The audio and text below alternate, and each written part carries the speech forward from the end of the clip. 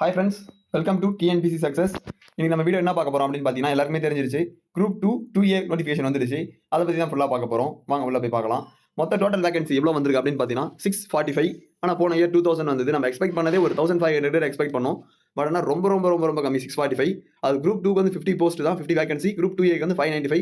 Increase ஆகும்னு கொடுத்துருக்காங்க. But ஆனால் இன்க்ரீஸ் ஆகுமா இன்க்ரீஸ் ஆகாதான்னு நம்மளுக்கு வந்து போக போக தான் தெரியும். குரூப் 2A மெயின்ஸில் வந்து கொஞ்சம் சேஞ்ச் பண்ணிருக்காங்க. குரூப் 2A மெயின்ஸ் அதில் கொஞ்சம் சேஞ்ச் பண்ணிருக்காங்க. பட் ஆனால் வந்து ப்ரிலிம்ஸில் எந்த சேஞ்சும் கிடையாது. குரூப் 2A மெயின்ஸில் சேஞ்ச் பண்ணிருக்காங்க. வாங்க உள்ள போய் பார்க்கலாம். அவங்க சொன்ன டேட் 15/7/2025 அந்த அகாடமிக் காலண்டரில் கொடுத்துருப்பாங்க. அதுக்கேற்ற மாதிரி கரெக்டாக வந்து அந்த டேட்டில் அவங்க அந்த நோட்டிஃபிகேஷனை வெளியிட்டாங்க. அவங்க சொன்ன மாதிரி 15/7/2025 கரெக்டாக நோட்டிஃபிகேஷன் ரிலீஸ் பண்ணிட்டாங்க. இதில் என்ன தெரியுதுன்னா, நாங்கள் கரெக்டாக இருப்போம், எங்கள் ரூட்டில் நாங்கள் வந்து மாற மாட்டோம், நீங்கள் நல்லா படிச்சுக்கணும் அப்படின்னு சொல்கிறாங்க. வாங்க நம்ம நோட்டிஃபிகேஷன் உள்ளே போய் பார்க்கலாம். டேட் என்னைக்கு எக்ஸாம் நம்மளுக்கு வந்து கடைசி டேட் இது அப்ளிகேஷன் என்னென்ன நம்ம வந்து அப்ளை பண்ணுறதுக்கு என்ன டேட் கடைசி டேட் பார்த்தீங்கன்னா 13/8/2025. 18/8 20 18/8 to 20/8 வந்து நம்ம ஏதாச்சும் ஒரு கரெக்ஷன் ஏதாச்சும் நம்ம தப்பாக பண்ணிட்டோம் அப்படின்னா அந்த கரெக்ஷன் விண்டோ ஓப்பன் ஆகுது வந்து 18/8/2025 to 28/2025. ப்ரிலிம்ஸ் எக்ஸாம் என்னைக்கு அப்படின்னு பார்த்தீங்கன்னா 28/9/2025. இன்றைக்கி தான் வந்து ப்ரிலிம்ஸ் எக்ஸாம் கண்டக்ட் பண்ணலாம் அப்படின்னு சொல்லியிருக்காங்க. டைம் வந்து நம்ம குரூப் 4 எழுதணும், அதே டைம் தான் 9 to 12. அடுத்து முதல்நிலை மெயின்ஸ் தேர்வு எப்போ அப்படின்னு பார்த்தீங்கன்னா ப்ரிலிம்ஸ் முடிஞ்சதுக்கப்புறம் பின்னர் அறிவிக்கப்படும் அப்படின்னு கொடுத்துருக்காங்க. அதே பாருங்க, அறிவிக்கப்படும் போது வெளியிடப்படும். தேர்வு முடிவுகள் முதல்நிலை தேர்வு முடிவுகள் அறிவிக்கப்படும் போது வெளியிடப்படும். ஓகேவா? விண்ணப்பம் எப்படி எல்லாருமே தெரியும். டிஎன்பிசி வெப்சைட்டில் போய் குரூப் 2 நோட்டிஃபிகேஷன் அது எல்லாருமே தெரியும். நம்ம நோட்டிஃபிகேஷன் அப்படி மேலோட மட்டும் பார்க்கலாம். அடுத்தது பார்த்தீங்கன்னா நமக்கு வந்து விண்ணப்ப திருத்த சாளரம் இதெல்லாம் ஓகே. தடை செய்யப்பட்ட பொருட்கள் எதுனா தடை செய்யப்பட்ட பொருட்கள் பார்த்தீங்கன்னா மொபைல் ஃபோன் எல்லாருமே தெரியும். இருந்தாலும் ஒரு சொல்லிடுறேன். பேஜர், அப்புறம் பார்த்தீங்கன்னா ப்ரோக்ராம் டிஸ், அதாவது மின்மயமாக்கப்பட்ட சாதனங்கள், அப்புறம் வந்து pendrive, storage media, memory notes, Bluetooth device, communication chips, இதெல்லாம் வந்து loose sheets and rough sheets எந்த பேப்பருமே யூஸ் இருக்கக்கூடாது அப்படின்னு சொல்லியிருக்காங்க. அடுத்து இதெல்லாம் வந்து எடுத்துகிட்டு போகக்கூடாது, தடை செய்யப்பட்ட அந்த எக்ஸாம் ஹாலில் தடை செய்யப்பட்ட பொருட்கள் அப்படின்னு சொல்கிறாங்க. அடுத்து வந்து எச்சரிக்கை என்ன கொடுத்துருக்காங்கன்னு பார்த்தீங்கன்னா தேர்வாணையத்தின் தெளிவுகள் அனைத்தும் தேர்வரின் தரவரிசைப்படியே மேற்கொள்ளப்படுகின்றன. பொய்யான வாக்குறுதிகளை சொல்லி தவறான வழியில் வேலை வாங்கி தருவதாக கூறும் இடைத்தரகர்களிடம் மிகவும் கவனமாக இருக்குமாறு தேர்வர்களை தேர்வாணையம் எச்சரிக்கிறது. இது போன்ற தவறான மற்றும் நேர்மையற்றவர்களாக தேர்வர்களுக்கு ஏற்படும் எவ்வித இழப்புக்கும் தேர்வாணையம் பொறுப்பாகாது. இப்போ யாராச்சும் ஒருத்தவங்க கவர்மெண்ட் வேலை வாங்கி தரேன் அப்படின்னு சொல்லிட்டு வாங்கி தரலாம் அப்படின்னா தேர்வாணையம் பொறுப்பாகாது நல்ல பிளாக்ல கொடுத்துருக்காங்க.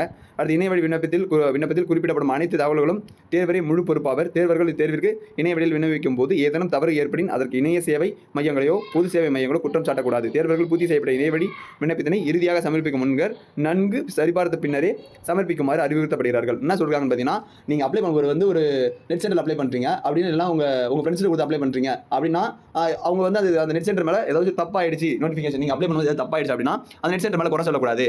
நீங்கள் அப்ளை பண்ணுறதுக்கு நீங்கள் தான் முழு பொறுப்பு. நீங்கள் அப்ளை பண்ணுறதுக்கு முன்னாடி நல்லா ஒரு வாட்டி பார்த்துக்கணும் அப்படின்னு சொல்லி இந்த நோட்டிஃபிகேஷன் சொல்லியிருக்காங்க. இப்போ வாங்க நம்ம வந்து எவ்வளோ வேகன்சி இருக்குது அப்படின்னு பார்ப்போம். குரூப் 2 ஃபஸ்ட்டு வருங்க. குரூப் 2 தொகுதி குரூப் 2 உதவி ஆய்வாளர் பதிவேடு 1068 6 வேகன்சி இருக்குது. நிலை வந்து அந்த 18 பே ஸ்கேல் அப்படின்னு சொல்லுவாங்க, 18th பே ஸ்கேல் அந்த இதில் கொடுத்துருக்காங்க. அடுத்தது வந்து இளநிலை வேலைவாய்ப்பு அலுவலர் மற்றும் மாற்றுத்திறனாளி அல்லாதவர். இந்த இளநிலை வேலைவாய்ப்புக்கு வந்து மாற்றுத்திறனாளி அல்லாதவர்கள் கொடுத்துருக்காங்க, அவங்களுக்கு ஒரு வேகன்சி. மாற்றுத்திறனாளிகளுக்கு ஒரு வேகன்சி கொடுத்துருக்காங்க. நன்னடத்தை அலுவலருக்கு வந்து 2 வேகன்சி. நன்னடத்தை அலுவலருக்கு வந்து 3 வேகன்சி. சார் பதிவாளர் 2 சப் ரிஜிஸ்டர் அதுக்கு வந்து 6 வேகன்சி கொடுத்துருக்காங்க. தனிப்பிரிவு உதவியாளருக்கு வந்து 3 வேகன்சி. தனிப்பிரிவு உதவியாளருக்கு வந்து 5 வேகன்சி. உதவி பிரிவு அலுவலருக்கு வந்து 1 வேகன்சி. வனவர்னா 13 வேகன்சி. அது ஃபாரஸ்டர் சொல்கிறாங்கல்ல, அதுக்கு வந்து 13 வேகன்சி கொடுத்துருக்காங்க. வனவர் இதுக்கு வந்து 9 வேகன்சி கொடுத்துருக்காங்களா. இந்த ஸ்டார் கொடுத்துருக்காங்களா அப்படின்னா என்ன கொடுத்துருக்காங்க, சிறந்த விளையாட்டு வீரர்களுக்கு இடஒதுக்கீட்டிற்கான காலி பணியிடங்கள் அப்படின்னு சொல்லி கொடுத்துருக்காங்க. இதுதான் வந்து மொத்தமாக வந்து எத்தனை வேகன்சி கொடுத்துருக்காங்க பாருங்கள். இதில் வந்து ஒரு 6 1 1 2 3 6 3 5 1 13 9 டோட்டலாக 50 வேகன்சி. குரூப் 2க்கு வந்து 50 வேகன்சி கொடுத்துருக்காங்க. ஓகேவா? இப்போ அடுத்து வந்து குரூப் 2A பார்க்கலாம்.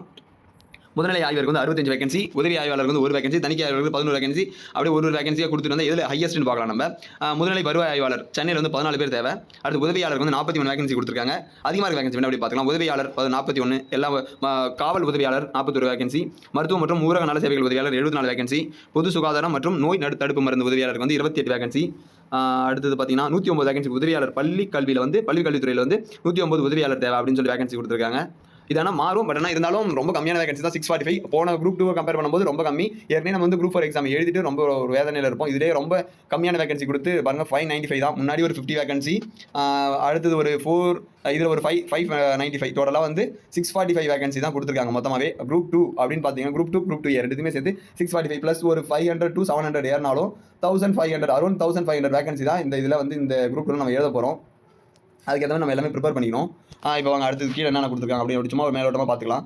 தகுதி எல்லாருக்குமே தெரியும், எத்தனை வயசு வரையும் இது பண்ணலாம் அப்படின்னு சொல்லிட்டு. இப்போ நம்ம வந்து எக்ஸாம் வந்து எந்த மாடலில் கண்டக்ட் பண்ண போகிறாங்க அப்படின்னு மட்டும் பார்த்துக்கலாம். நன்னறி தேர்வாளர் எல்லாருமே வந்து நம்ம வந்து ரொம்ப குரூப் 4 ரொம்ப ரொம்ப ரொம்ப ரொம்ப கஷ்டமாக இருந்தது.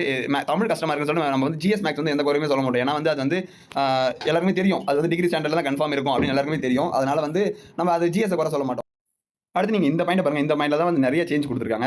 தேர்வு முறைனா இந்த எக்ஸாம் எப்படி நடக்கும், போன வாட்டி எப்படி நடந்தது பார்த்தீங்கன்னா ப்ரிலிம்ஸ் மெயின்ஸ் ஓகே எந்த டிஃபரன்ஸுமே இருக்காது. ஓகேவா, 100 மார்க் தமிழ் 2A சொல்கிறேன். 2க்கு எந்த சேஞ்சுமே கிடையாது இந்த வாட்டி. போன வாட்டிக்கும் 2Aக்கு பட சேஞ்ச் இருக்குது. போன வாட்டி 2 எப்படி நடந்ததுன்னா 100 தமிழ் 75 GS 25 மேக்ஸ். இதே தான் வந்து ப்ரிலிம்ஸ்லையும் நடந்தது, மெயின்ஸும் இதே சேம் டைப்பில் தான் நடந்துச்சு. பட் ஆனால் இந்த வாட்டி எப்படி கொடுத்துருக்காங்க போய் பார்க்கலாம் வாங்க.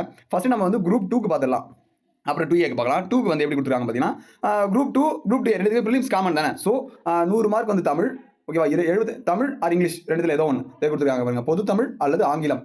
75 மார்க் வந்து இதில் 10ஆம் வகுப்பு தரம் கொடுத்துருக்காங்க. பட் ஆனால் இதை நம்பாதீங்க ஓகேவா. இதை நம்பாமல் நம்ம வந்து நம்மளுக்கு ஏற்ற மாதிரி படிச்சோம். குரூப் 4 குரூப் 1 ஸ்டாண்டர்ட் கேட்டிருக்காங்க. ஆனால் குரூப் 2 நம்ம எங்கேருந்து கேட்பாங்க, அதுக்கு ஏற்ற மாதிரி ரெடி ஆகிக்கணும்.